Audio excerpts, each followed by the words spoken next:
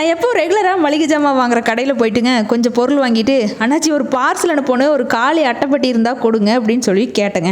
அந்த அண்ணாவும் ஒரு டேமேஜான அட்டை பாக்ஸை கொண்டு வந்து கொடுத்தாருங்க. சரி பார்சல் அனுப்புதானே நம்ம பட்டி டிங்கரிங் பார்த்துக்கலாம் அப்படின்னு சொல்லிட்டு நானும் அந்த அட்டை பாக்ஸை கையில் வாங்கிட்டுங்க. வாங்கினதுக்கப்புறம் அந்த அட்டை பாக்ஸுக்கு 5 ரூபா கொடுங்க அப்படின்னு சொல்லிட்டு கேட்குறாருங்க. நான் கூட ஃப்ரீயாக கொடுப்பாரு அப்படின்னு சொல்லிட்டு நினச்சிட்டுங்க. வாய்ப்பில்லை ராஜா, வாய்ப்பு கிடையாது.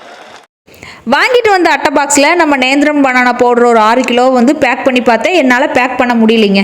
என் மாமியார் பெற்றதுக்கிட்டையும் நான் பெற்றதுக்கிட்டையும் சொல்கிறேன், 2 பேரும் சேர்ந்து இதை பேக் பண்ணிடுங்க, எனக்கு வேறு வேலை இருக்குது அப்படின்னு சொன்னாங்க. 2 பேரும் அப்போ பூம்பூ மாடு மாதிரி தலையை ஆட்டினாங்க. அப்போவே நான் யோசிச்சிருக்க வேண்டாம், இது 2 ஏதோ ஓபி அடிக்க போகுது அப்படின்னு சொல்லிட்டு கடைசியில் 9 மணிக்கு வந்து பார்த்தா 2 பேரும் பேக் பண்ணல. ஒரு ஆள் ஸ்கூலுக்கு கிளம்பி போயாச்சு, ஒரு ஆள் ஆஃபீஸ் போயாச்சுங்க. சரி நம்மளே பேக் பண்ணல அப்படின்னு சொல்லிட்டு உட்காந்து பேக் பண்ணால் இந்த செல்லோ டேப் இருக்குங்க இல்லையா, அது அந்த ஒற்றை டேப்பு. அந்த ஒற்றை டேப் நம்மளை பழி வாங்குதுங்க. அவங்க 2 பேரும் பழி வாங்கினதை விட இதுதாங்க ரொம்ப பழி வாங்குது. கடைசியாக ஒரு வழியாக பேக் பண்ணி அந்த பார்சலையும் கொண்டு போய் அனுப்பிச்சிட்டு வந்தாச்சுங்க.